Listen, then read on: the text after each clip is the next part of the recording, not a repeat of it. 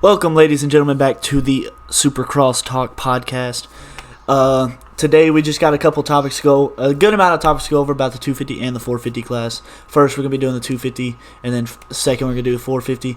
But I would like to give a big shout out to the Instagram page. It is _Supercross Talk. Go follow it. Hopefully y'all enjoy it. Luke keeps up with it. He's posting as much as he can, getting every update for y'all.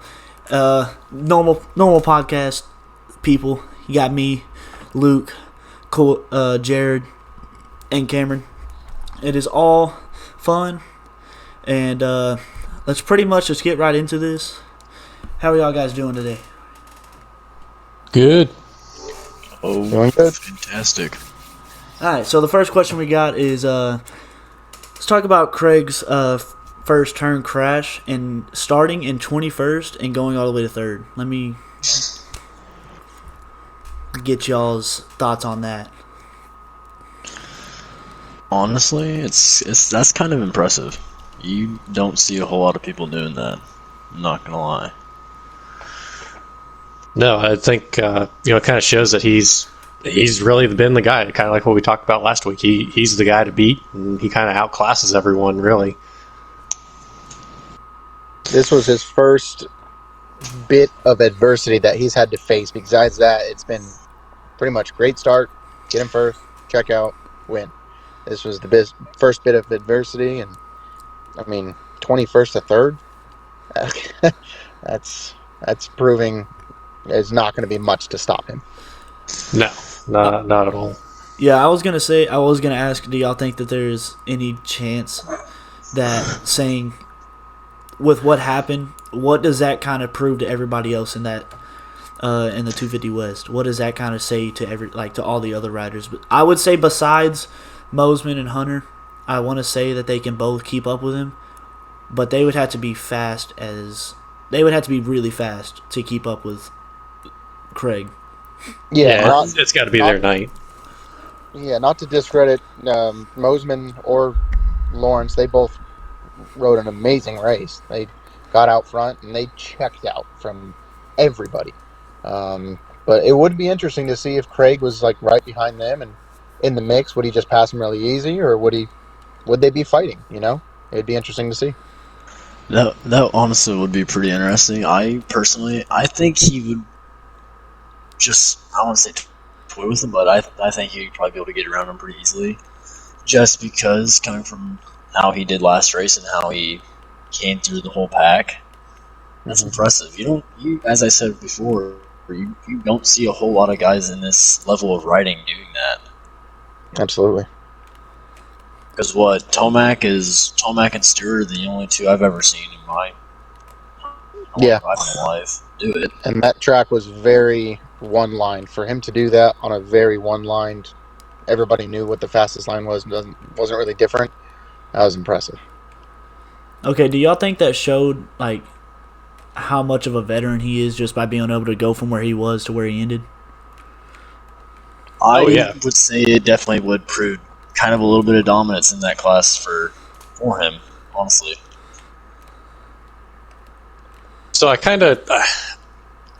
have a couple of thoughts on that whole thing, just because of how dominant he was in his comeback through that race. From a fan's perspective, I personally think that I don't know. I think he should have moved up to the 450s. I don't think he really belongs in the 250s.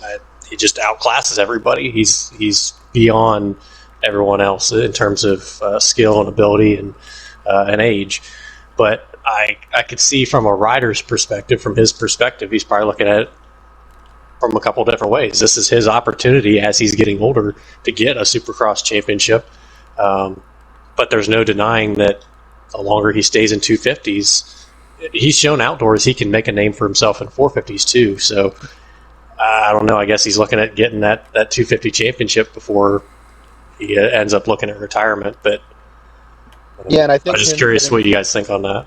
Him getting a 250 championship is going to get him a job, for that next year. I think whether Monster Energy Yamaha just signs him back up to the 450s, this staple or statement that he's putting out right now, he's going to get signed 100% next year. And who You knows, think he will? Oh, yeah, definitely. I think he'll be whatever writers not. He did this last year, too, though. He started off really good, but later in the season, he just went to shit. Yeah, that's the thing. We'll see how he continues to do, but I think, I don't know if it's his endurance, his training. 21st to 3rd, that's a lot of, I thought he would start to get tired out and slow up. His motor was really high. It was no slowing up for him that night. So I think he's probably, in the back of his mind, he wants to get this championship just so he can say he did it, kind of like a Davalos that never won the championship, but he wanted to. I think he's going to get it and then move up. It's just how it is. So, a quick question for you, Luke. I don't know if you saw what the lap times were. I didn't catch the 250 lap times. Was Craig running the same or similar lap times to Mosman and Lawrence? Yes. Yeah, he was. Okay. Even through, he was a little slower in laps, but that's normal when you're passing so many guys. Well, right. I figured when he gets clear track, he's putting the same, if not faster, laps than everybody else there. Yeah. Yeah, so I wonder what his late race laps looked like in comparison to those two guys, if he was getting tired or if he was just holding up throughout the whole race, you know what I mean? Mm-hmm. Okay, I got a question going back to what Luke was saying, talking about how if he gets the 250 championship, how Luke was saying if Monster Energy Yamaha gives him a job. What do y'all think if he does get this championship and he has a chance of going to the 450? What do you think the odds are that he leaves, saying that they've already got Ferrandis, who is young, and Tomac, who is going to be in contention for a title for probably the next couple years coming? Not sure I totally understand the question. I see what you're talking about. I know what you mean. I think there's no problem with having 3 450 riders. I think they had 3 last year, right? With Dylan, Aaron, and Mookie. So yeah. I could see them just moving him up, moving him up and possibly bringing in what we talked about last time, was Deegan, bringing him back, and he'll probably take, Craig's spot if he's ready to move up to that class. But yeah, I think they'll just move him up into the 450 slot. He's comfortable on the bike. He's proved that. So okay, let's say, because how many? I don't want to say this. How many riders are on the Rockstar Husqvarna right now for 450? Is it just Mookie? 2. It's also Dean. Oh yeah, I keep on forgetting about him. What are the odds that if they were to give him if they were to cut Dean or just let Dean go and they give Craig a contract offer, you think he would take it? I'm sure he would. I don't see why he wouldn't. I think any chance that he's going to have to extend his career, I think he takes it. Agreed. That's very true. I think that it would be definitely close to see because like Luke was saying, he's comfortable on the bike already. That's clearly proven. So, but I mean, look at Anderson. He went from the Husqvarna to the Cowie, and he's one of the fastest guys in the 450 right now. Mm-hmm. And Mookie's proving a lot, going from Yamaha to Husky. That's very true. There's a good. I want to say that there's a good chance that if he gets a contract, he might leave, but I also don't want to say that. I don't. As I said earlier, they did have 3 on, or what am I trying to say? Star Racing did have 3 450 riders last year. They had Mookie, Ferrandis, and Plessinger. So I don't see why they wouldn't keep Craig. Mm-hmm. As long as he can do good. Because what did he ride a 450 in outdoors? He rode Yamaha, right? Yeah. Yeah, he was still on Star Racing. He's just riding the 450. Yeah, I think he took Malcolm's spot because Malcolm didn't race outdoors. That's what I thought. I'm like, was he being a filler or what was he doing? Yeah. Yeah, kind of. But still, he didn't do the best, but I mean, he didn't do awful. No, he was in the mix. Yeah, being in a premier class for, I want to say your first time, because he rode the 450 Honda when he was on Geico Honda. Yeah. Yep. Supercross. Another filler. Yep. So I don't see Star Racing letting him go, just because hell he might be versatile still, but I don't know. Yeah. Only time will tell. I want to say that's enough talk about Craig. I about to say that was a nice 10 minutes of talking about Craig right there. Let's go out. The main, like, a really big question is Hunter Lawrence keeping pressure on Mosman the whole race, even after crashing after the loops. It was pretty darn impressive. I mean, he's got like the Webb factor going on, like the Cooper Webb thing, where late in the race, you know he's going to be there and you know he's going to be charging.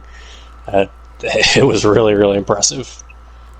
And I think the most impressive thing about that is not only is his conditioning and motor is so high, but he wasn't even planning on racing West Coast until a week before with a freak accident with Jet. Yeah. So, I mean, hats off to Hunter. That's so impressive for him. It really is impressive, honestly. Yeah. You don't see, as I said again, not very many guys being able to do that.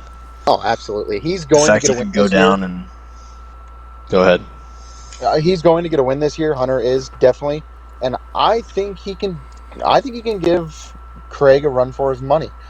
I mean, hats off to Mosman for riding his race and dealing with the pressure and stuff like that. He definitely could have crumbled, but I mean, hats off to Mosman. Congrats on the first ever career main event win for him. But I think Hunter will definitely get one this year.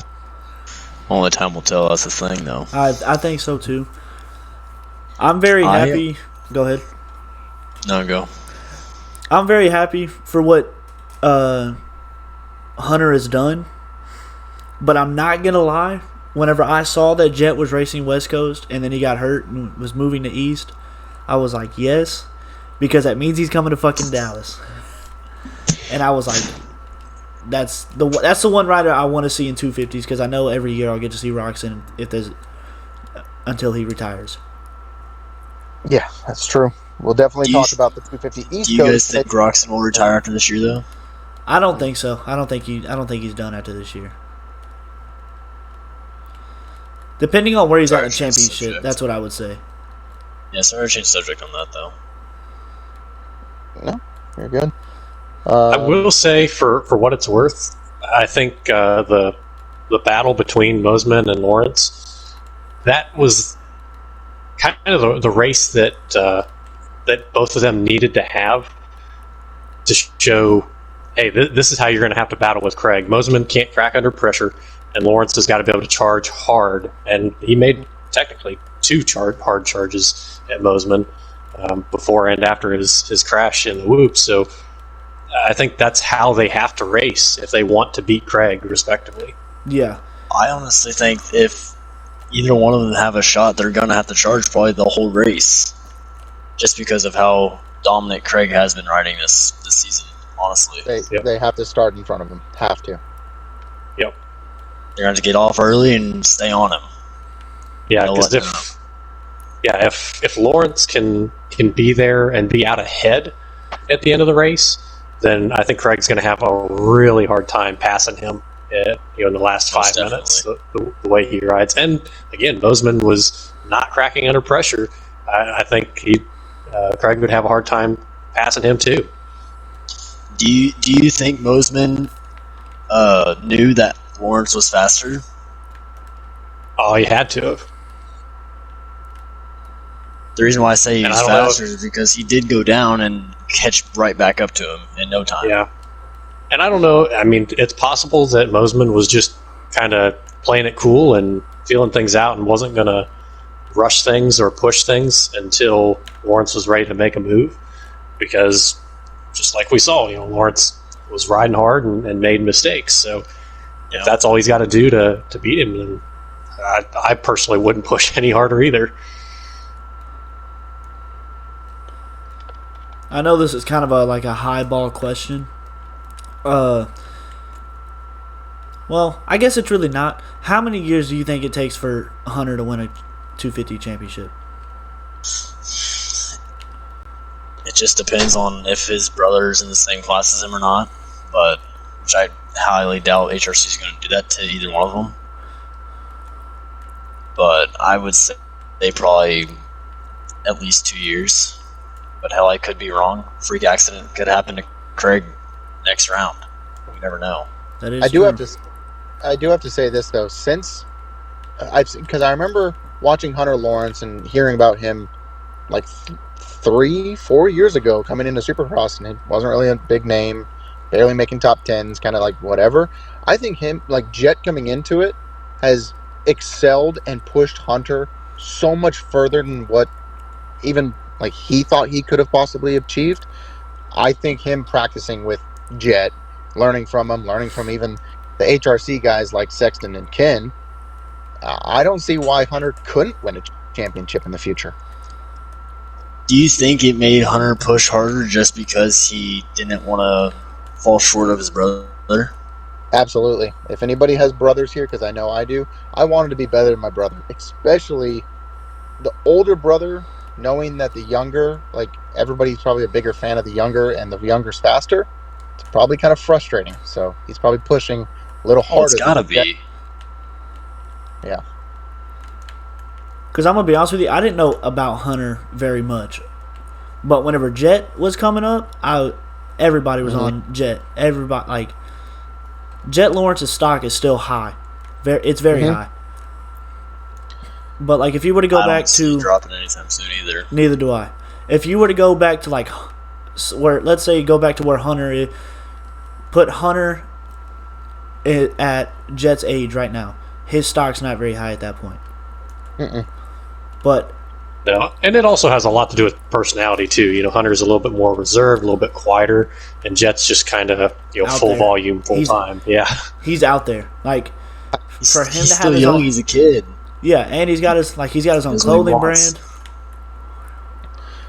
I think Jet is one of those natural talents that he doesn't really have to like work his ass off to be extremely good. Like he has to condition and do that stuff, but he has a natural talent for this. Hunter, I think, is going to have to put in twice the work to become better than his brother. Yeah, is what it's. Yeah, for sure. That's what it's looking Do you like right now. think he will ever be as good as Jet in the future?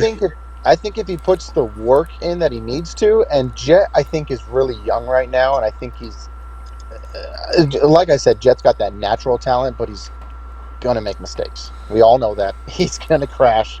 He makes mistakes. But I think Hunter, I just don't know if he'll be as fast as him, but he might have a better conditioning. I think it goes back to what Cam was saying, or it might have been you, Luke, in the last podcast, where y'all were saying Jet would be like James. He would make the big lines, win races, but Hunter would be like Dungy, consistent starts, and just lead the race. Yeah. Yeah, and to go back and kind of answer the original question, I think long term, Hunter and Jet both get their respective, West Coast, East Coast Supercross championships. Now, outdoors might be a different story. I think that's kind of wide open, but I think in terms of Supercross, I think they each get their own Supercross championships. Almost definitely. Yeah, I would say. Now, before we transition into 450s and just like last little bit about the 250s and stuff and how their races and stuff, I'm looking at Mosman, Lawrence, Craig. Personally, I see those top three being top three every single week. Who do you think could get up there to get a podium? Do you think Swole, Shimoda, Thrasher, any of those guys could get up in the top three? I want to say Shimoda. Yep, I'm right there with you. And he's just had such bad luck. he has. That's all it's been.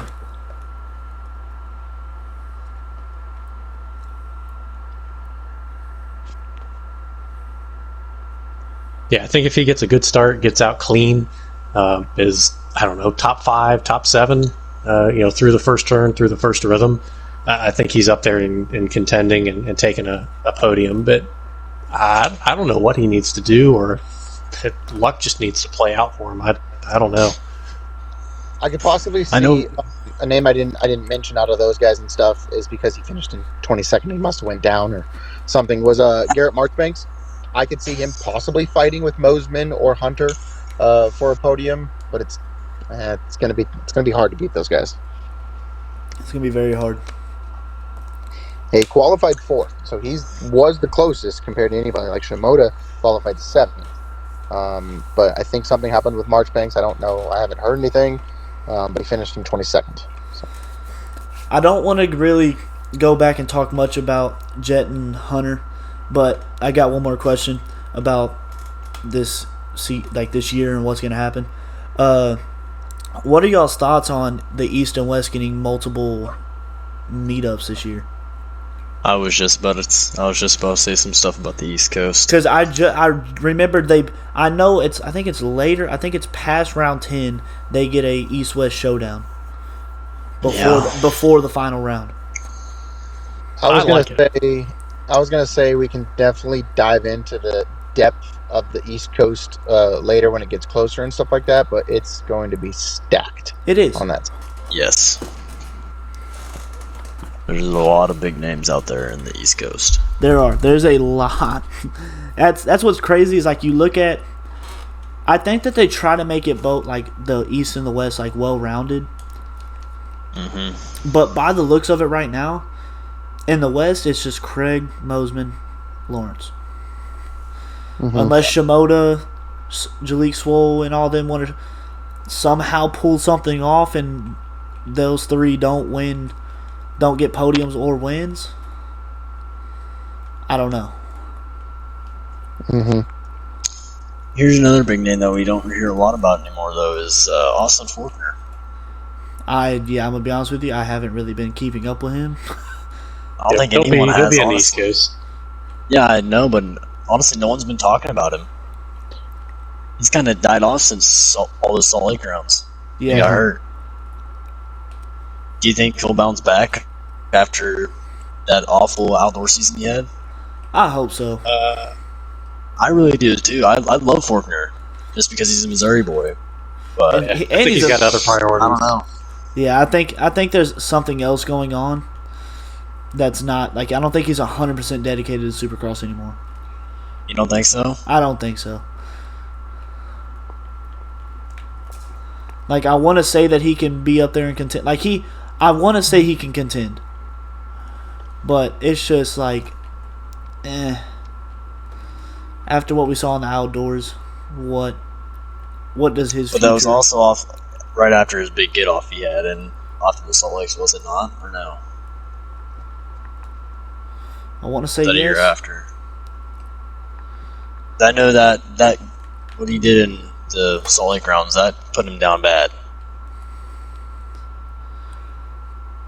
Okay. But that's enough talk on the East Coast. Yeah.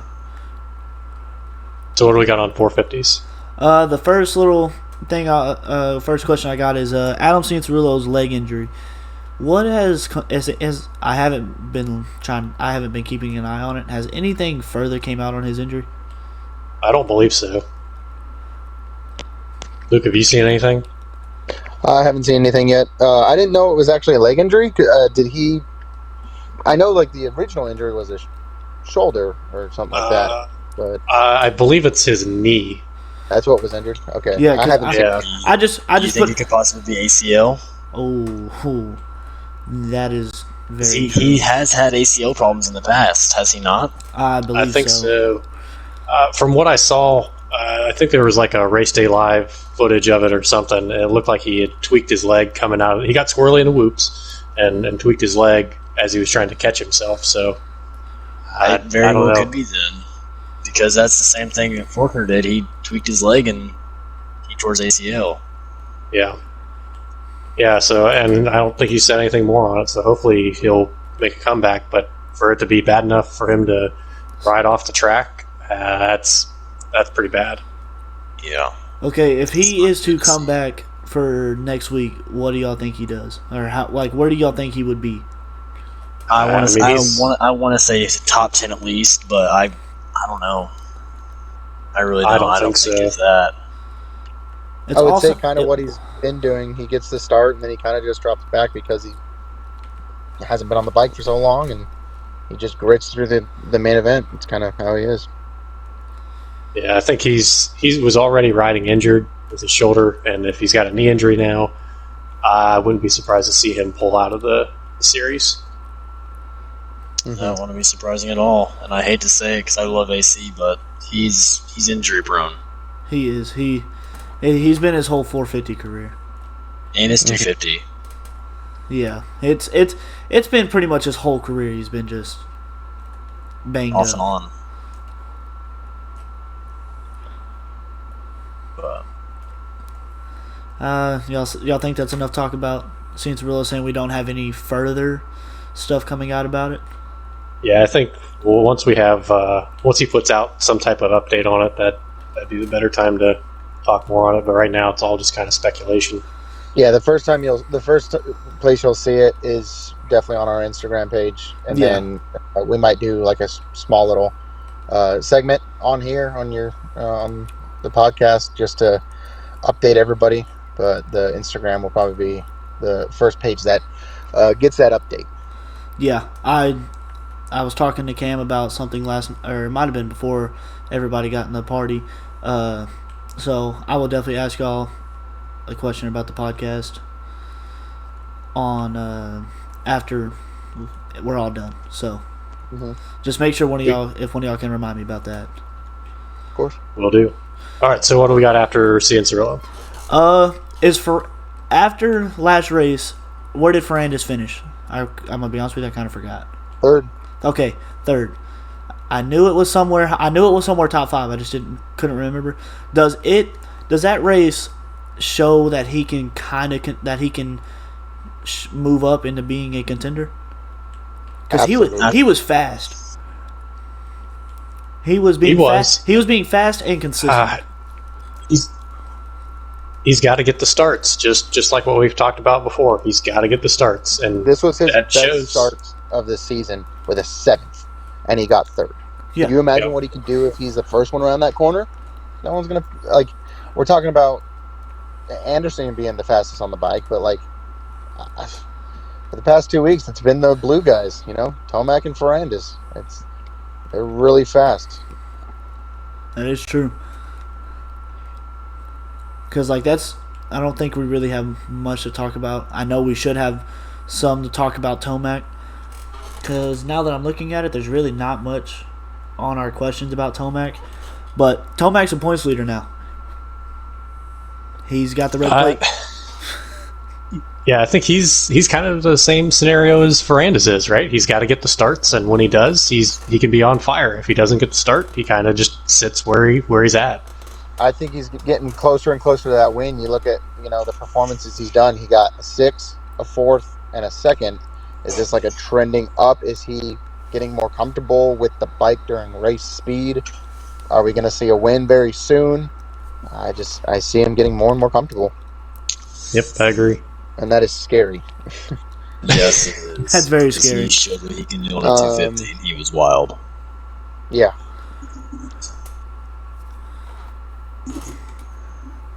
All right, what else we got?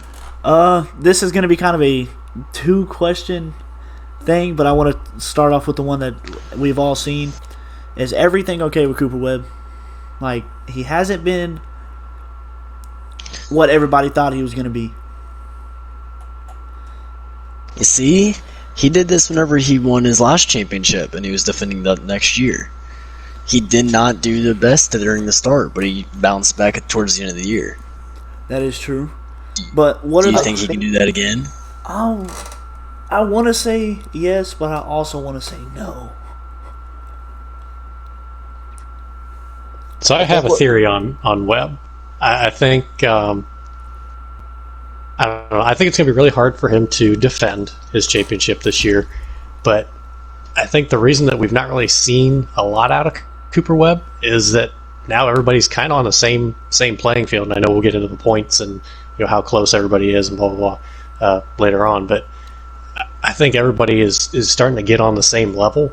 And you look at Webb and you look at Roczen, you look at Tomac, generally, these first 3 races, those guys have kind of all been pretty close to one another.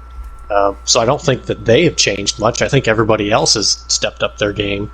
So I think it's going to be really, really difficult for Webb to defend his championship. He's obviously in position to do it, but he's going to have to fight a lot harder than he has for his past 2.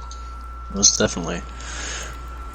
Do you think he is able to make a bounce back, though? Like, do you think he'll stay close enough throughout the season? Because he's got to get a win or 2 to stay. Oh, yeah. I think he stays close for sure. He will 100% get a win. If he has a bad wreck, then there goes his chance of having any shot at it, honestly.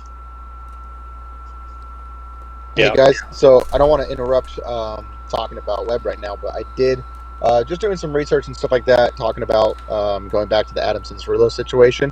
I have a little bit of news, kind of like a comment what he said about the race.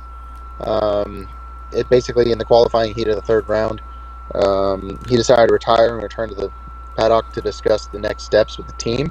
And then this is from Adam. He said, of course, I didn't want my weekend to go like this, but I tried to keep a positive attitude. At the beginning of the day, I felt good and even for a moment showed the fastest lap in qualifying. However, in qualifying heat, I was riding in a very tight group of riders, which put a lot of strain on my body, so I went back to the truck to talk to the team. We remain focused on long-term and have collectively decided that it is better to spend more time on recovery. So after reading that, it does make it sound like maybe he'll be out 3 to 4 or 5. I don't know. How many races will he be out if they're going to focus on recovery and then maybe just get back in there to see if he can fight for podiums? I definitely think that would be the smartest decision, honestly, and on his part, just because of why risk your body anymore more than what you need to for when you have many more seasons to go. Yeah, it just sucks on his part because I don't think he's not yet completed a full Supercross season yet, and it just seems like that's been the story of his career. Mm-hmm. He's back on his 250 days. He about won at Vegas, but he threw it away. So apologize about switching the subjects. I'll go back to Webb and talk about that a little bit. I think everybody kind of got thrown off with Webb getting in second in the first race. Let's just be honest. He doesn't do that. And he even said that's his best start to a season opener he's ever had. So him starting with that and then going back to, 8th or 7th and then up to 4th, I think he's okay where he's at. I think he'll just be fine, but the amount of competition is ridiculous right now. It is. Do you think he's just waiting for one of the top guys in points to make a big mistake? Basically, kind of like what Anderson back in 2018. I think he knows his competition. He's raced with almost every single one of these guys several times, and he's right there. I think he's only 1 point behind. Yeah, just one. Yeah, 1 point behind, and his best finish is a second. I mean, Tomac is in first in the points, and he hasn't got a win. This year is it's crazy. It really is. And so the second part of this question is there a Cooper Webb dynasty upon the Supercross world right now? Well, I think, and I actually had a note written down specifically on that. So going back to talking about how steep the competition is and how, I don't know, personally I think it's unlikely for him to defend with as stacked as everybody is right now. If he does win this championship, can you not put him as essentially a legend of the sport to be able to go out and win 3? And he would have really had 4 championships if he hadn't had that big get off at the Triple Crown event. So many years back. Yeah, so I don't know. I'd say that you got to put him among all-time greats if he wins this championship. I agree with that. I think you do too. Just looking at when you think back at some of the names of the greats and stuff like that, you have you think in Chad Reed, you're thinking James Stewart. They both only have 2 championships. And then you think, okay, is he in a category with both of the Ryans, you know, the Villapoto and the Dungey? Like, what category is he in? Right now, I think he's honestly making his own category. Yeah. Honestly. He's a little bit in between. He really is. He's showed that he has the speed, and he's not afraid to go outside of his comfort zone. But yet again, he still has, 3 championships? And possibly 4 in his bag left? But... very possible. I do believe, I mean, not to change the subject, I do believe he won't get a motocross championship. It's just he doesn't have that same intensity. He kind of reminds me of a Jeremy McGrath. Like, he's very technical racer, squares up all of his turns, knows how to pass, very technical. And I mean, he's not, you can never compare somebody to the king, but he reminds me of Jeremy McGrath. Yep, I agree with that. Okay, so like Corey was saying, he's got about three or 4 championships left. If he is to get 3 and he wins this one and 2 more, would y'all say he is better than Dungey on the KTM? I know because they would have both won all their 450s championships on a KTM if Webb is to stay for the full time. I don't think he is. I don't think he is, honestly. Well, actually, Dungey won his first on a Suzuki. Yeah. And then he won 3 back-to-back on a KTM. But I think that first year for Dungey was handed to him because it was the year it was Chad Reed and Stewart. And I remember getting a magazine with both of their heads face-to-face. They both got injured. Then it was Villapoto's year. And that was the year he missed the triple jump and his bike flipped 20 times. And that's the year that Dungey just basically got handed it. Yep. And I don't disagree with that at all. But when we start picking championships apart like that, you could look at it. Probably half of the championships, like Anderson. So, Tomac crashed out of the championship, Musquin crashed out of the championship, and Roxon crashed out of the championship. So there wasn't a whole lot to battle with. This is true. But yeah, I totally agree with you.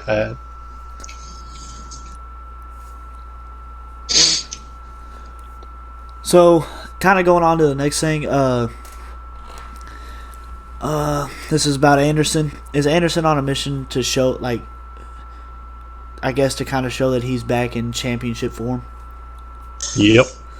I definitely think so. Because he's riding the fastest anybody's ever seen him. Yeah. Which is crazy. It goes back to the fantasy predictions I had last week. He is the man. His placing might not show it, but he is the guy right now. He is the fastest on the track at any given time.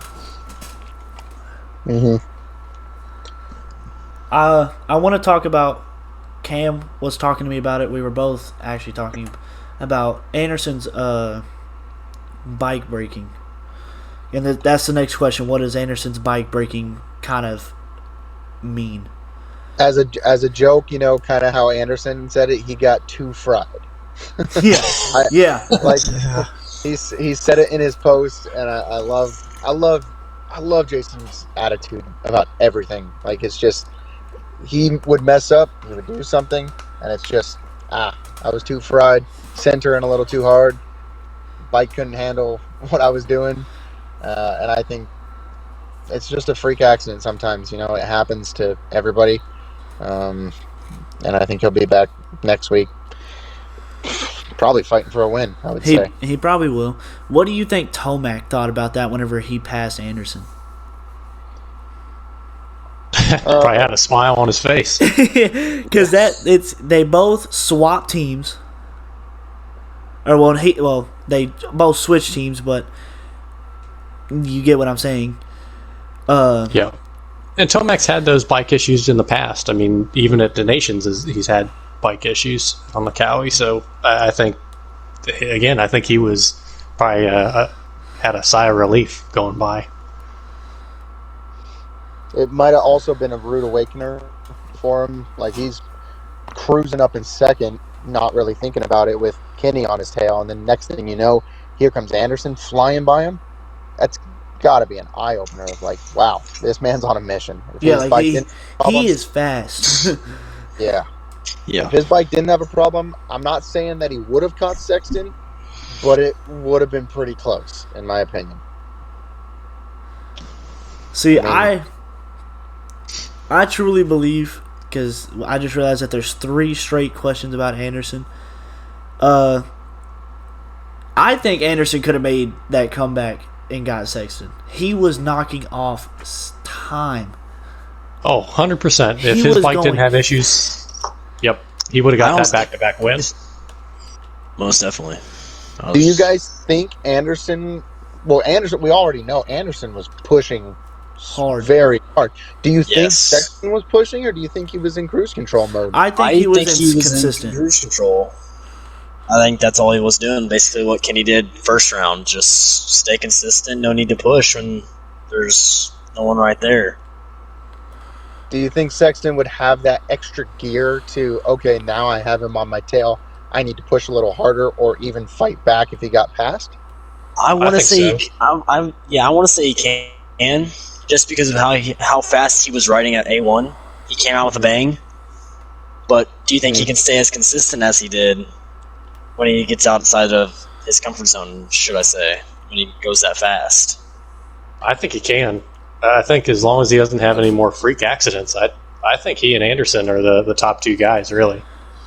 I think I could see that both of those guys battling for multiple races, multiple Do you weekends. think in a he's row. mature enough to withstand that pressure from Jason Anderson that has been the premier class for quite a while?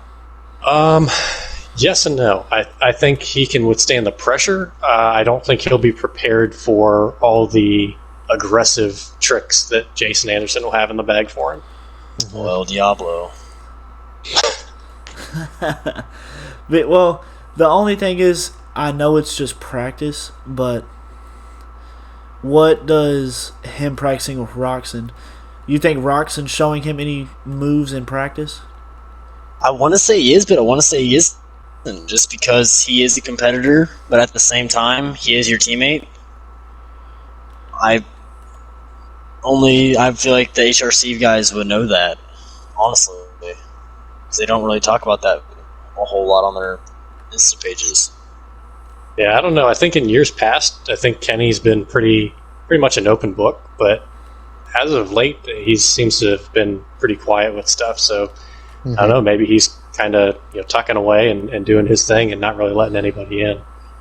Which maybe that's a good thing. Maybe him not being open on social media and everything as much can kind of, I guess he's trying to say that he's going to go fully focus on Supercross, or he's just trying to leave his kid out of it. I feel like he's trying to leave his kid out of it, but yet again, still trying to focus on Supercross. Because I know last year, after he got his first win since 2017, all he was posting about was Griffin and his wife and everything, which is by all means great, because it is his family, and I'm happy for him. But I think now he's buckling down and just saying, all right, I don't have a whole lot of years left. I've got to make something happen. Yeah, that's what I would say too.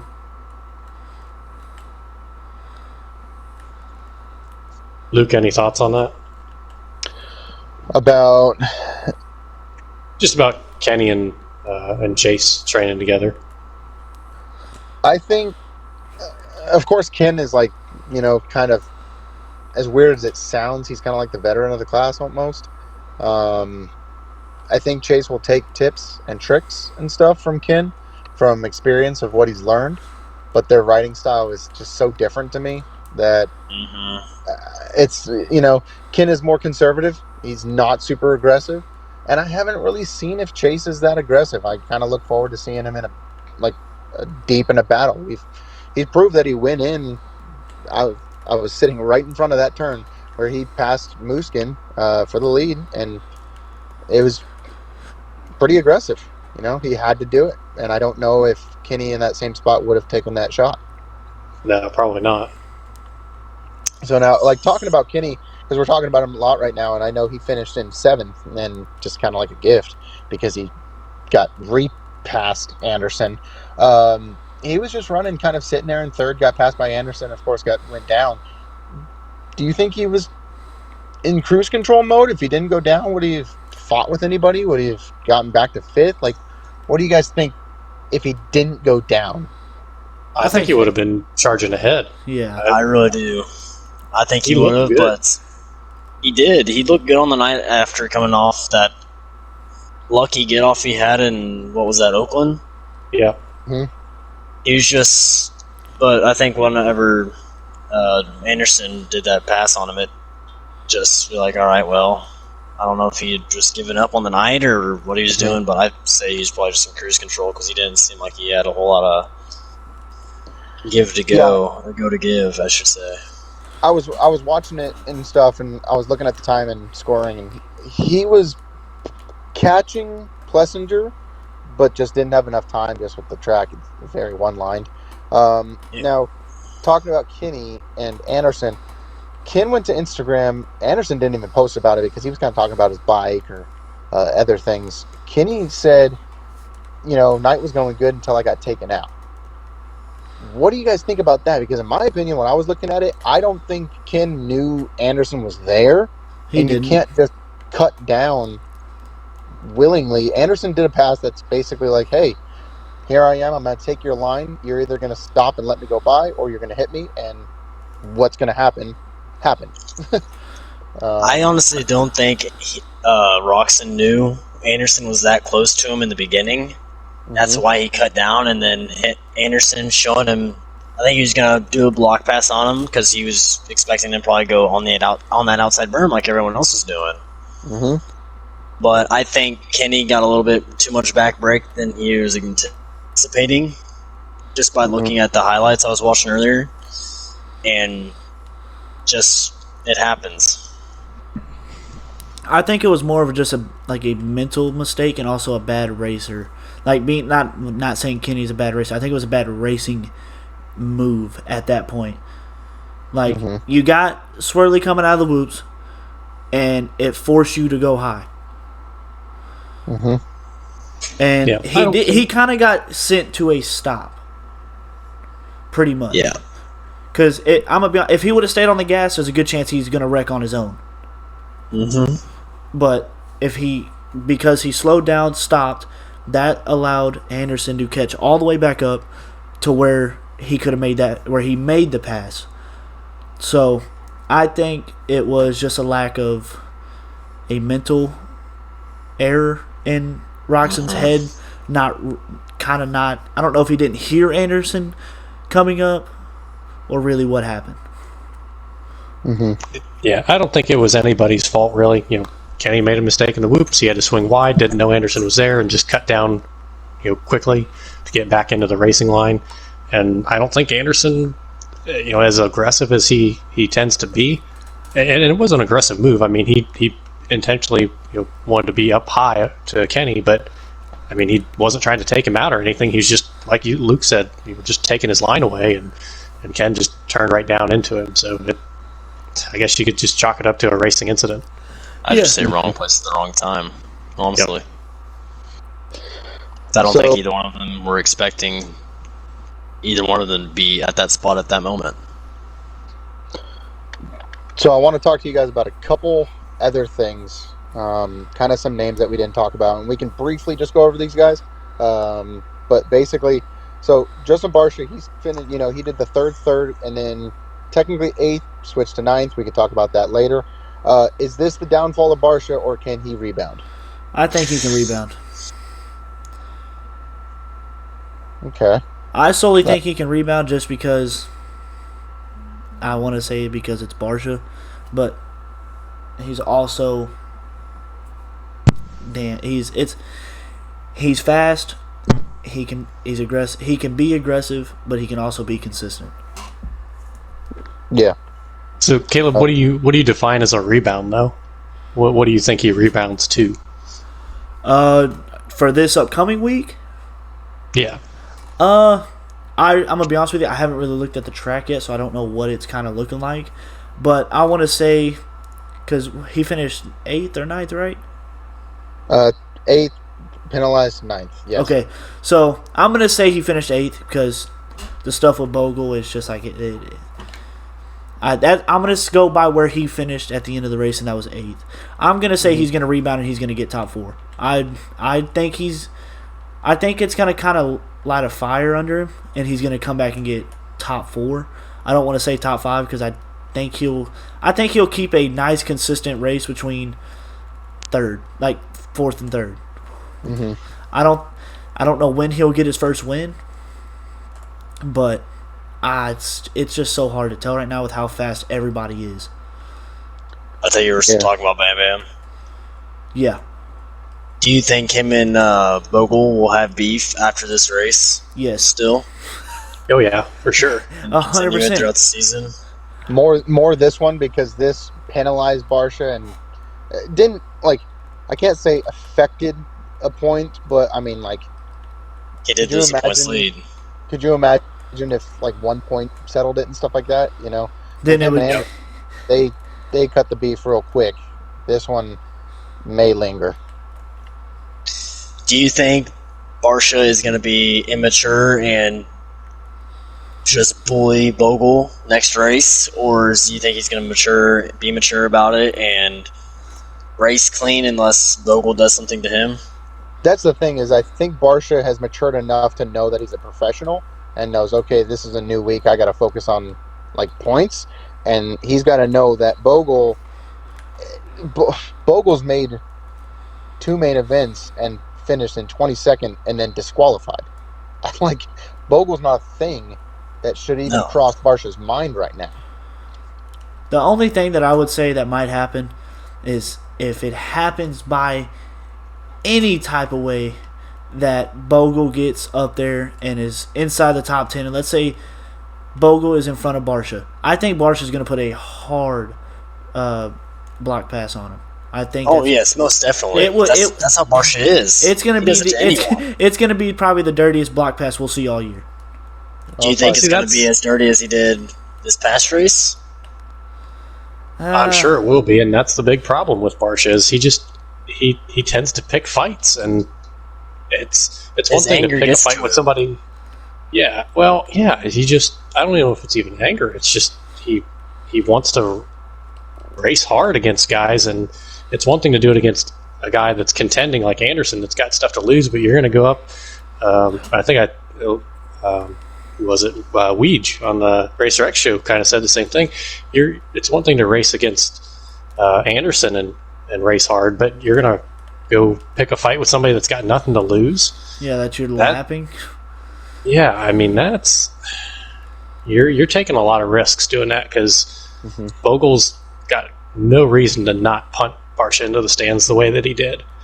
Mm-hmm. You know, he's going to lose 1 point for the DQ, 2 points maybe, and I don't know. I think Barsha is going to continue to have those issues long term. Yeah, I don't think he's ever going to really learn from that. He'll always race hard and race dirty on occasion, and that's going to come back to bite him. Mm-hmm. So the next guy I wanted to talk about, and I'm kind of talking about just like the top 8 in points, just because they're only separated about 7 points, is Plessinger. He got a ninth, a second on a podium, and then back to 6. Is he a legit contender? Is he just out there having fun? What's you guys' opinion on him? Who's this? Aaron Plessinger. I think he's still out there just to have fun, honestly. I want to say he's just out there for having fun, but I think if he realizes, like, hey, I'm in a chance, it's early in the season, I'm inside the top 10 of points, let's try to push it, I think he can, because he's proven that he can be at the top. Mm-hmm. Well, and so my opinion on him has kind of changed after this last round. I don't know if you guys watched the post-race show or the how was your weekend video on YouTube, but he was pretty pissed about getting 6th place. I mean, he was not happy, and I've never really seen that emotion out of him. Normally, he's happy-go-lucky, and he's just happy to be out there riding his dirt bike, and we'll take things into the next week if they didn't go right. This was not the same Aaron Plessinger in interview, he was not happy, and it showed me that he does care. He's in it, and I think if he had not gotten tangled up in the heat race and not gotten a bad gate pick, I think he would have been up battling with those guys for sure. I think it was the first time I've ever heard him extremely frustrated about qualifying. He qualified 17th. Oh and my! And he's supposed to be a top 8. He's 5th and tied with Anderson in points. So I remember seeing, I think it was either Racer X or somebody talking to him after qualifying, and he was so pissed at himself. Man, when I I hate to say it because I like Plessinger a lot, but I was thinking like midway through the race, I saw him in 7th. I was like, my prediction's gonna be right, and then he ended up getting 6th. I was like, damn. Now, talking about the next guy, the last guy I want to talk about before moving on to the next segment or anything, excuse me, is tied with Ken Roxon for 7th in points, Malcolm Stewart. He's got a 7th and then 2 top 5s, 5th and 5th. Can he get up there to fight? Because when I was watching, if you're looking at the race or anything, he was on Webb's the entire race. He couldn't pass him, but he was on him. What's your opinion on Malcolm? I don't know. I think he's still's got a couple years to learn, honestly, in this class. And I think eventually he might pull a championship off, but I really don't know. Malcolm's a open book, I would say. He's will surprise you in some ways and kind of disappointing in others. Mm-hmm. I want to say that like he can finish a top 5. I think he'll finish top 5 this year, but a championship it's most likely not looking like it's going to happen for a couple years. I think because isn't he fairly new to the 450? I think he's only he's not a lot. Not really at this point. Yeah, he's probably been in for at least about 4 years and stuff because he was on Monster Energy Yamaha for quite a while from the 450s. That is true. Yeah, I think he stays consistently around the top 5 mark, and on a good night, and somebody else or several other people have issues. I can see him being a podium contender, and I guess a win is not totally out of the question. But I think he gets a few podiums this year for sure. Yeah. Yeah, I mean, he's sitting there in 8th in points and stuff, but Ken Roxon has finished 13th, worse than him. Plessinger, 9th, worse than him. Anderson, 10th, worse than him. Barshin, 9th, worse than him. So he's the inconsistency. Malcolm is showing consistency this year, which is so much different than what I'm used to.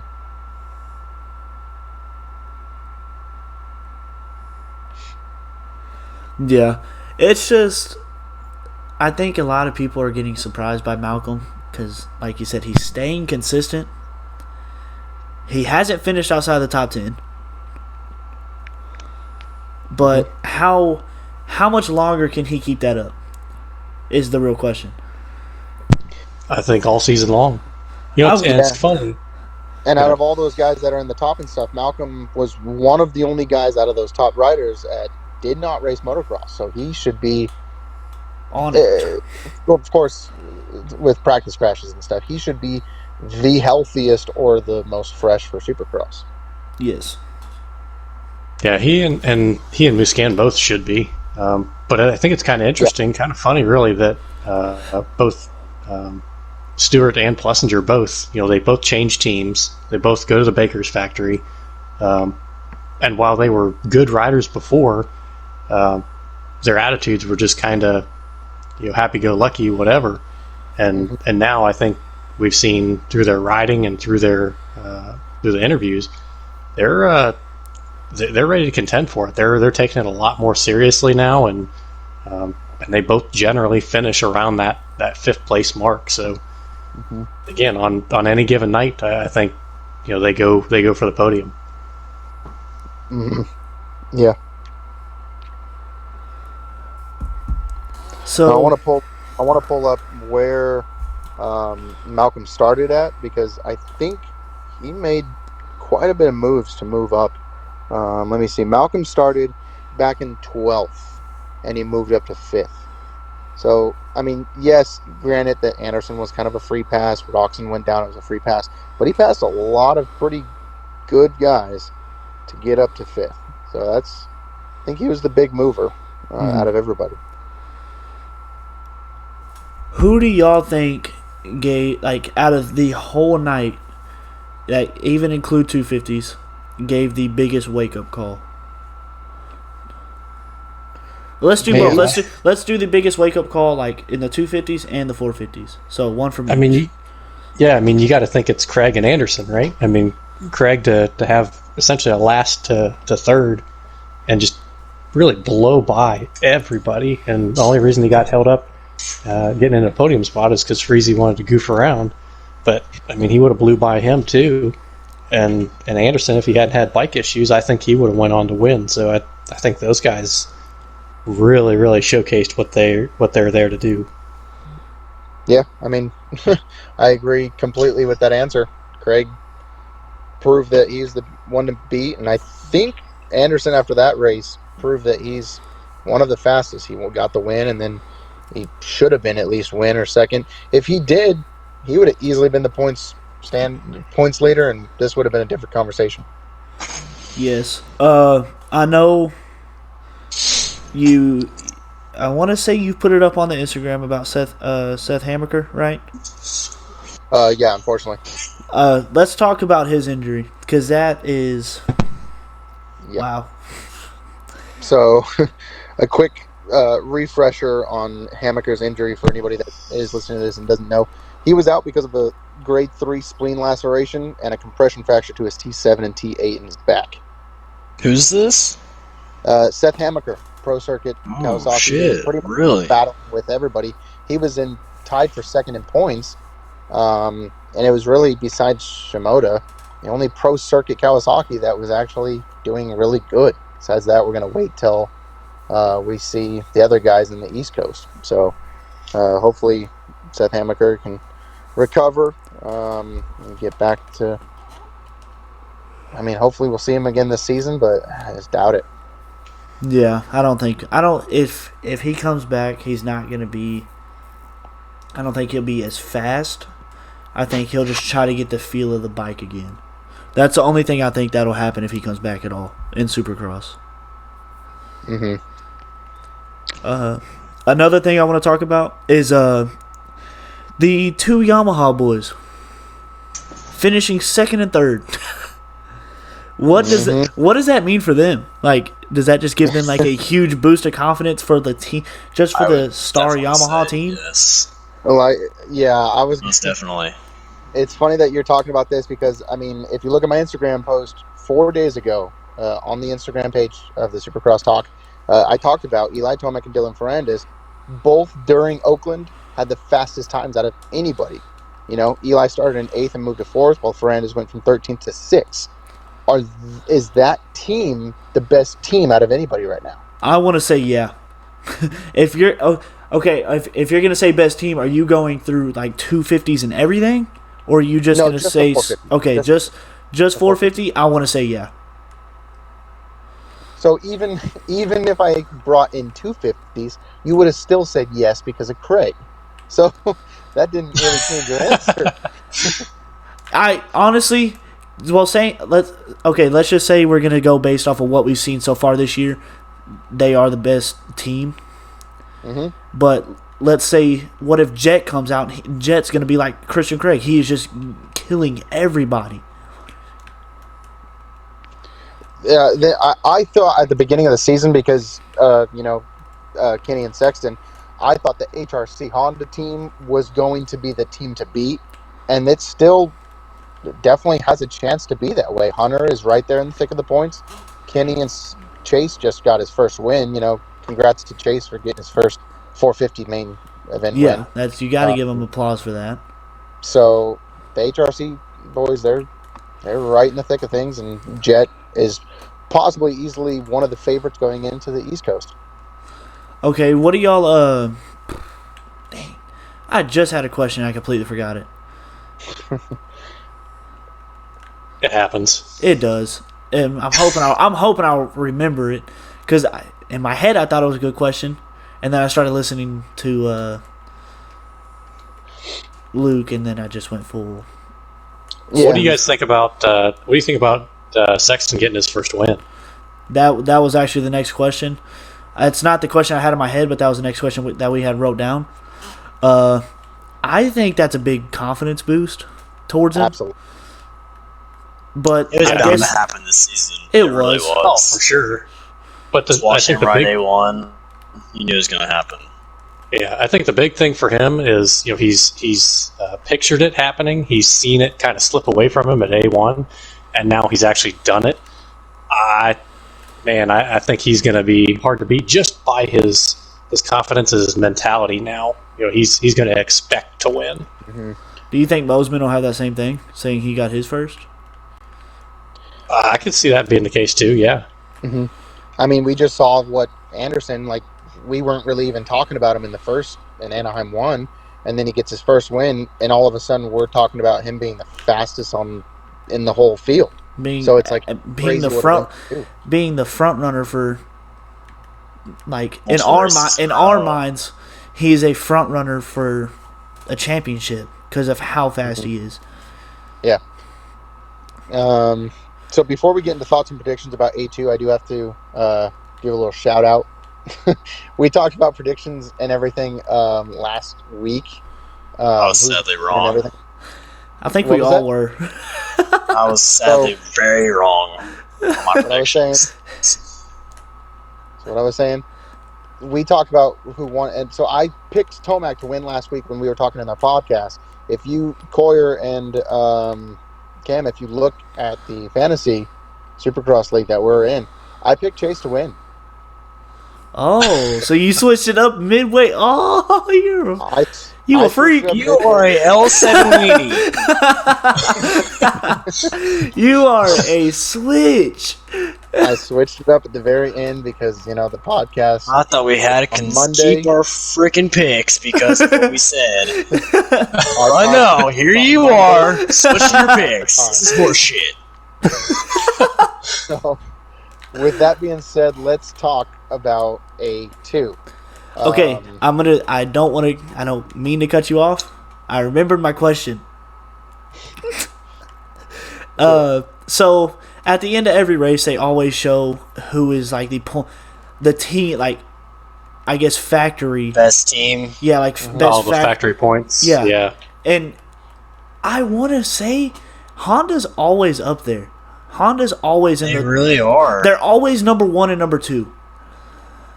That's because they always have the most consistent guys. Most of the time, the other teams have the winning rider and then a not-so-good rider. Yeah, it's either like they win and get like 14th. Yeah. But then it's like you look at this year, you've got Sexton winning, Roxon getting, what, 8? No. Yeah, 7th. 7th. So that just kind of just shows I think. In the first race? No, last in San Diego. This past race, what did he get? 7th? 7th was Roxon. So yeah, like that's just like what you got to look at. Like they're always on top because of how consistent they are, and they're not like the other teams where one team will get a winner, but then the other guy is outside of top 10. But I honestly think if Yamaha can keep it up, they might be able to make a run at Honda for the. They have 2 title contenders. Yes. Mm-hmm. Looking at it, as of last race and the race before that, they do have 2 title contenders, and they both showed it. Mm-hmm. For sure. But they just got to keep consistent. They got to keep. Sorry, go ahead. Jared. No, Tomac has had problems with consistency in his past. Mm-hmm. Yeah. So do you think that's going to affect him this year? Not if he can get starts. The starts are the only thing for him. I think he's dialed in with the bike. I think he and Ferran is both. They're settled with the bike. I think it's just going to be a matter of getting the starts. So let me get you guys before we give our predictions. We'll do that every week. We'll give our top 3, and then maybe just a random wild card to throw in there, which I'll get that position in a little bit. I want to hear from you guys each. I'll start with you, Cam. Who needs to step up in A2 to save their season? I think Plessinger and Stewart both need to step up. They need to be on the podium, one or both of them. I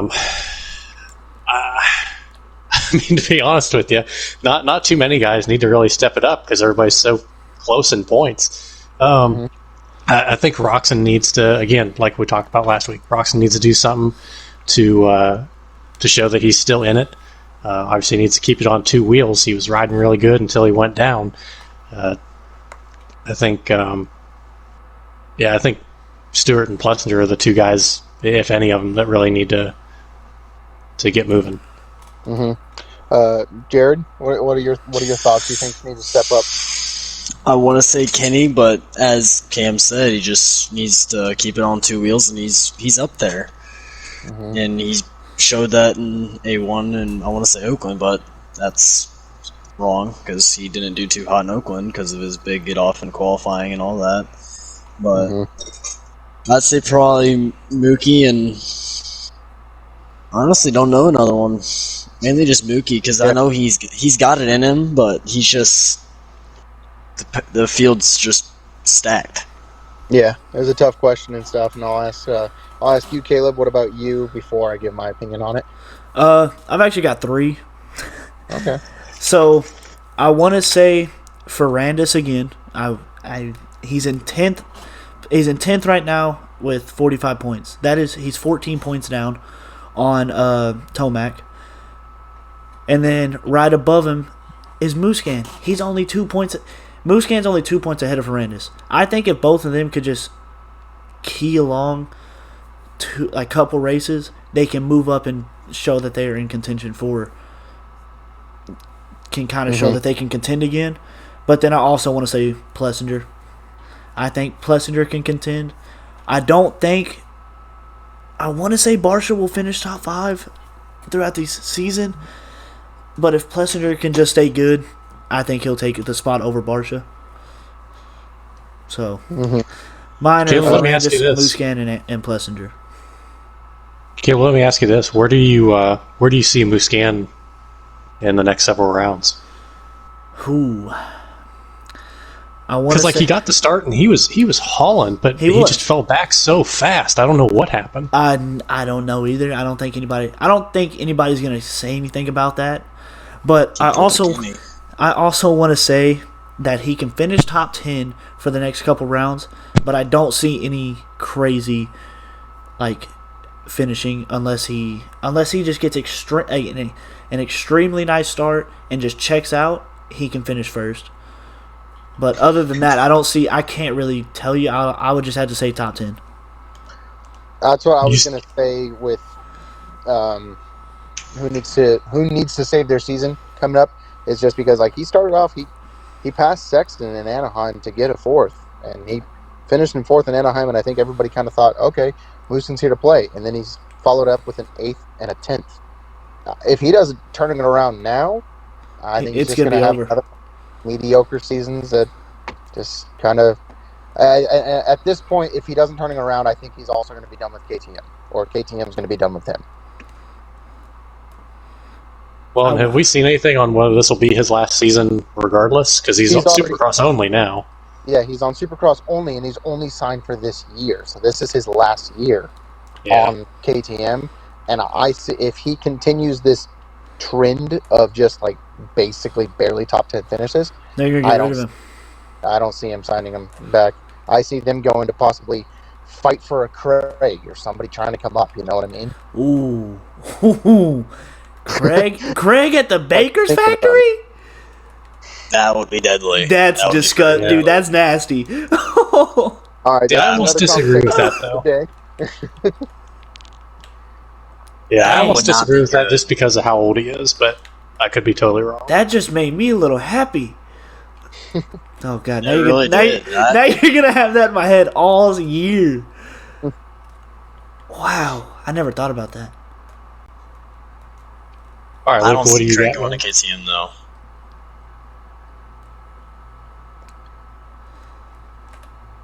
What was Luke? that saying? What were you saying, Cam? I was just going to ask, I mean, where do you think Musquin's going to end up, towards the next 2-3 races? Well, Anaheim 1 was his best finish, so I expect him, or think that he could have a turnaround with Anaheim 2 if it's, similar or same dirt, anything like that. But if he doesn't get a top 5, I just don't think he's going to be a title contender. He's just going to fall backwards. Who was it? Caleb was talking about Dylan, right behind, just kind of there in 10th in points, right behind Musquin. Besides his 16th place, he's had 6 and 3, with probably both of them starting. His 6th place, he probably, I think, started. I think, what did I say last time? It was the 17th or something, and then his 3rd, he started in 8th. If Ferrandis gets the starts, he's going to be somebody to talk to about the championship. I strongly believe that because the only thing that's holding Ferrandis back is that outside of the top 10. That's 16th place. Yep. That's the only thing that's holding him back. That's the reason why he's 2 points behind Musquin. Mm-hmm. Because it's pretty much kind of shown. I think Ferrandis is the faster rider over Musquin. Mm-hmm. But Musquin just had that one good race. And I'd like to point this out and stuff. I don't know if Webb is 100% healthy and stuff like that, but how many times late in a race do you see Webb get passed and not doing the passing? Not very often. So That for Ferrandis to pass Webb from 4th to 3rd, That's late big. in the race. That's a good point. Huge. That's huge for Ferrandis. And that's going back to what I was saying about Webb. Is everything okay with Webb? I don't know. I think, like I said, I think he's starting to meet his match. Mm-hmm. Finally. So Yeah, no doubt, Jared. So let's wrap this up, fellas. Let's hear your predictions. I want to hear top 3, and then the wild card for fantasy. Caleb, I know you don't do it, but it's a random 12th place. And last week, looks like Max Anstey got 12th. So, Caleb, we'll start with you. Who are you thinking? What are you thinking? For 3rd, I'm gonna say. I don't want to say Sexton's going to have as good as a race. I think he's going to fall back to 3rd this week. I think Sexton will kind of show. I think Roxon will show up this week. I think he'll finish 2nd. So, Sexton 3rd, Roxon 2nd. I'm going to go a little surpriser, but I think this is Ferrandis week. I think coming off of 3rd place, he's riding high on that, and I think he's going to just be. I think they're going to practice him hard this week, saying, "You're right there, you can get it. Go get it." Mm-hmm. So, But you don't think Tomac's going to be up there on the box with him? No, I think Tomac will finish top 5, but I don't think. I think like you were saying, Cam. If Roxon just keeps it on 2 wheels, he's fine. Mm-hmm. But and then what are you thinking about 12th? Give me a random. Who do you think? Dude, that's such a weird spot because anything can happen. If you were to say 12th last week, what would have happened if Anderson's bike would have broke 3 laps earlier? He would have been 12th. So honestly, I'm gonna kind of feel like a douchebag for saying this. I can't give you that answer because I try to really just keep up with the top 10 every week. All good.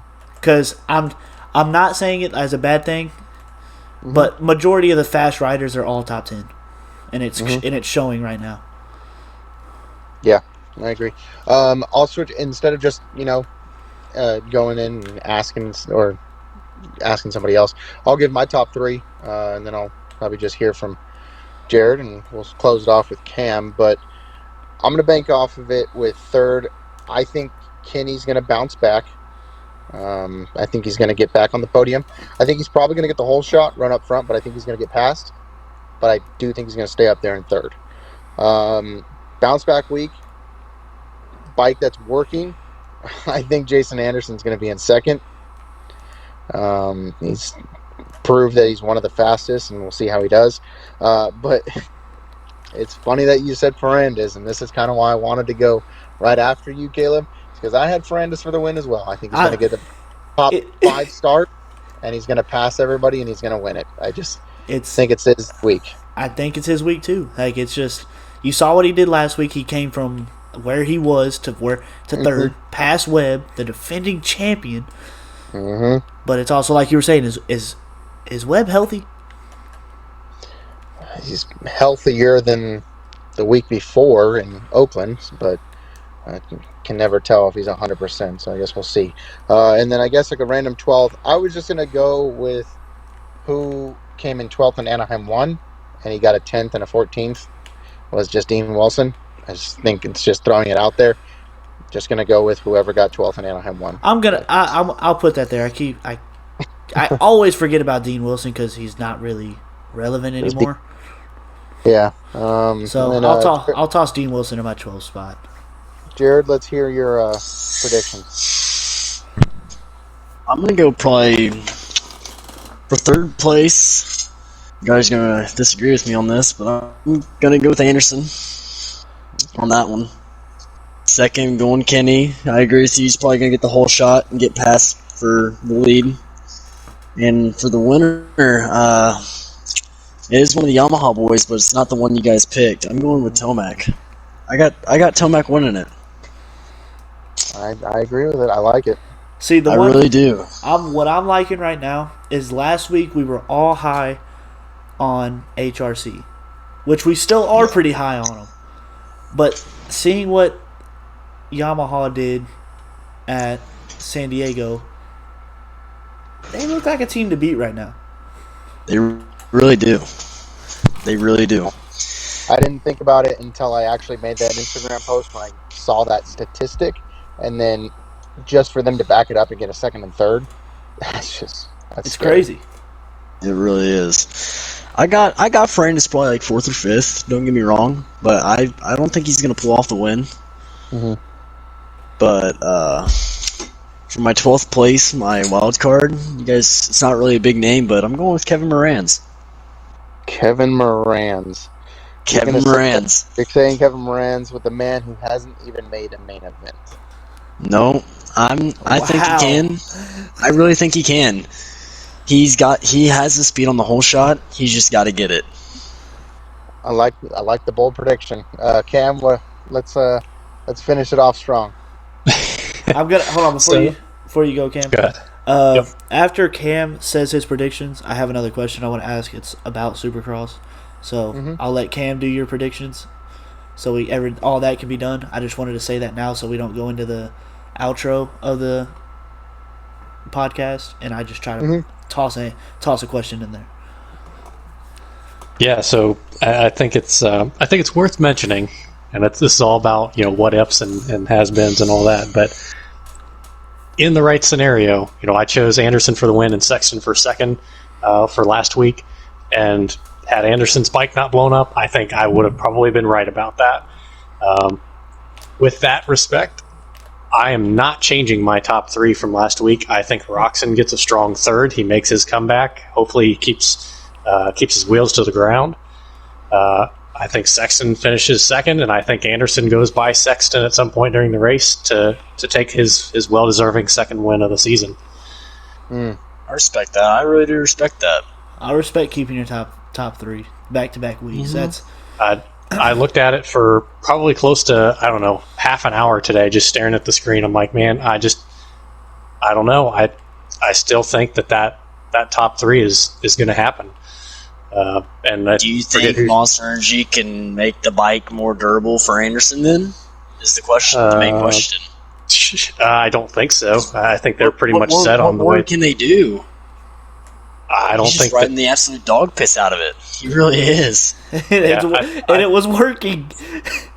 Yeah, I think Anderson's going to maybe have to adapt his riding style a little bit, but from my understanding, Monster Energy Kawasaki is pretty particular the way that they set their bikes up, and they kind of set it up for their rider.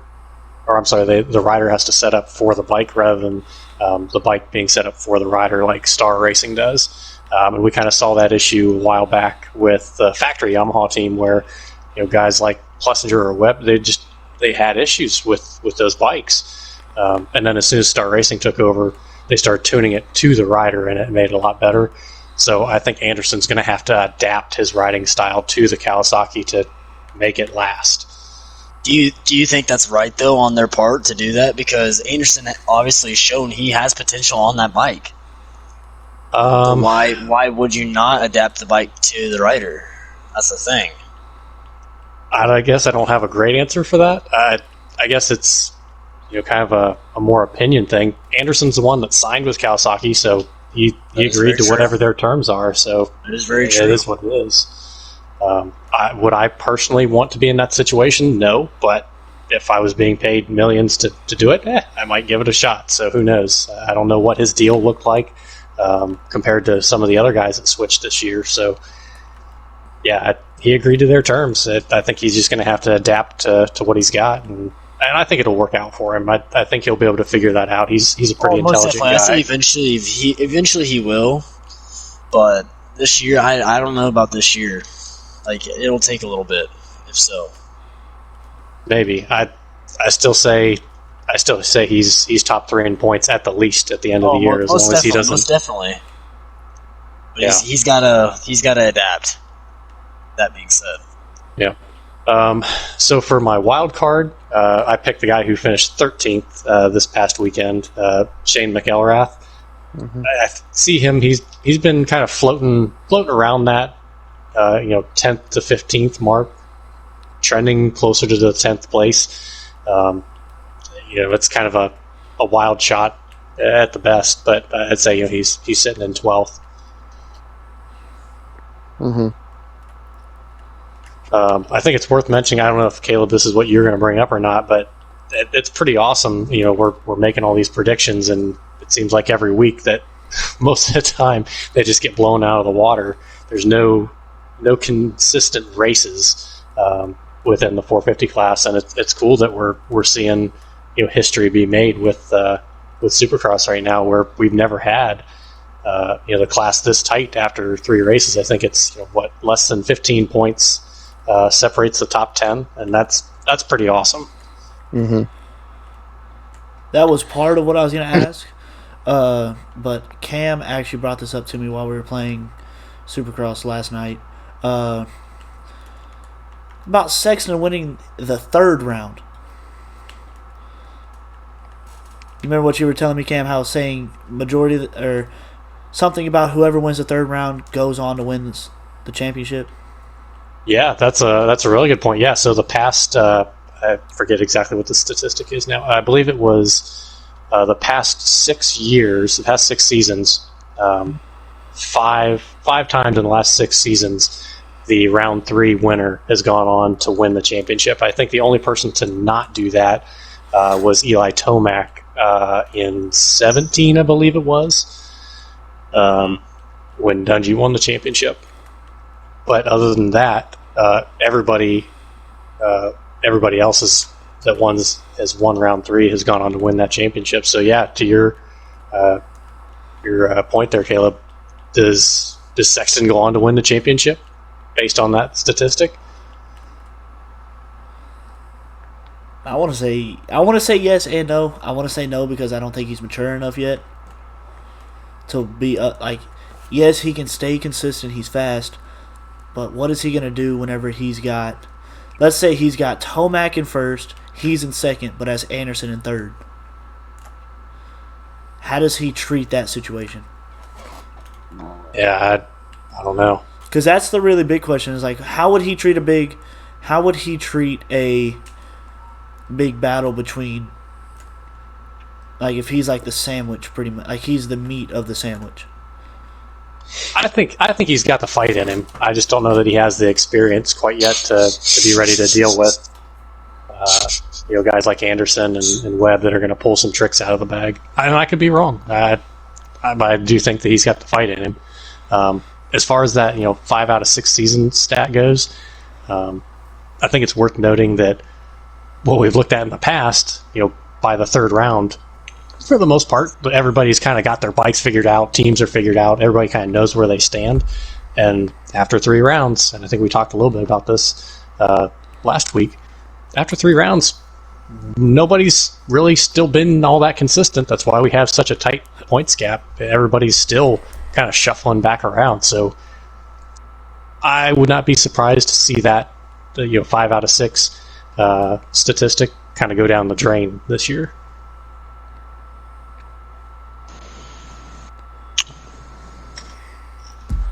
Luke, you got something to bring up? Oh yeah, sorry. Just doing more research and looking up certain things and stuff like that. And Jared brought up a good point to me during the podcast. Is he was wondering why did Marchbank finish 22nd? Did he go down? Did he get injured and stuff like that? And I was looking it up. He did go down the first corner with Craig and 2 other riders. He got back on the bike. He started riding and stuff, and then he realized the radiator hose was torn on his bike, and he basically pulled off and couldn't finish the race. So he got 22nd, unfortunately, which was very unfortunate because I was looking up more statistics on him. In his heat race, he put down the fastest lap of the entire night, even faster than anybody in the main event. So I was really looking forward to seeing him race. I think he's shown he has speed, but hope they get that fixed, and he'll be back strong next week. It's a good thing to bring up, isn't it? Hang on, I think I might have one more thing. And Mr. Coy, you're going to bring up a topic? I'm doing more research. Hold on. And I sure hope Joey Facci is okay. I know he was out there on a freaking torn ACL in the first place, and him going down in that first corner of his heat race with Adam Cianciarulo, or just going down. With Plessinger, yeah. Yeah, with Plessinger, probably put some strain on it, so I hope he... we'll see if he decides to just, take it off and recover, or if he's going to push through and fight, because I know he's a fighter, to let alone just get back out there in the first place. I was just about to say, I don't think Savacci will sit. If he has the chance to ride, I think he's going to do it. I think he's going to take the chance to be on the bike as much as he can. But when that pain kicks in and he can't do it anymore, I think that's when he'll call it. Apparently, earlier in the week, Seth Hamaker bruised his spleen in a crash. Ruptured his spleen. I don't know if we talked about this earlier. I wasn't here. Did we talk about this? All right, shut up. I didn't know. It was a I wasn't here. laceration. What was his 2 vertebrae fractured? Was it T7, T8? Yep. T7, T8. He got... So it's lower I mean, back. that's pretty friggin' bad. I mean, that's dangerous. That's pretty scary. Yeah, it is. I knew I wanted to bring this up, but I didn't know how you guys felt about it. But Jesse Nelson in Outdoors, how he broke his, T5 and T4, and severed his spine. And he was paralyzed from, I think, chest down, wasn't it? Yeah, I follow him on Instagram and everything like that, and I see he still tries to do certain races and stuff like that, like in the karts and certain things, but it sucks for guys that, it can happen He had some mad talent, too. He did. He was fast. Yes. His very first 250 SX race in Anaheim, he won it. First podium was a win. Wow. It could happen to anybody at any time. I think of, because we all follow, Kenny and Ken Roxon, one of his best friends and his trainer, Blake Savage. Yeah. Now paralyzed from the waist down from a freak accident. And it could happen to anybody at any time, especially with such a dangerous sport. It is. Yep. Unfortunately, it's just the risks that we take. Our own Cameron in the podcast had a nice little get off this weekend while he was racing his race, and luckily he's okay and he's here to talk. Yeah. Yeah. But I think that's it for tonight. Yeah, so do I. We had some good topics to talk about. Everything went good. Yeah, Awesome, guys. Sorry for bringing up another topic that we already talked about. Oh, you're good. Oh, that was downstairs. It's all in the making. I'm gonna be honest with you. Whenever you went downstairs, I had no idea. I muted my mic. And Caleb, I don't know if you're still on it or whatever, but and you talked about it at the beginning. Everybody follow the Instagram page, the Supercross Talk, the _ Supercross Talk. We're trying to grow it and get it bigger and bigger. I sure did. I'm gonna try to get a recording of it. I'm gonna put it on the show them what the whole page looks like whenever I bring it up in the podcast at the beginning. And I'll also put that same exact thing at the end, so they have two chances to look at what the Instagram does look like. But does that look like it's gonna end it? Bing bong.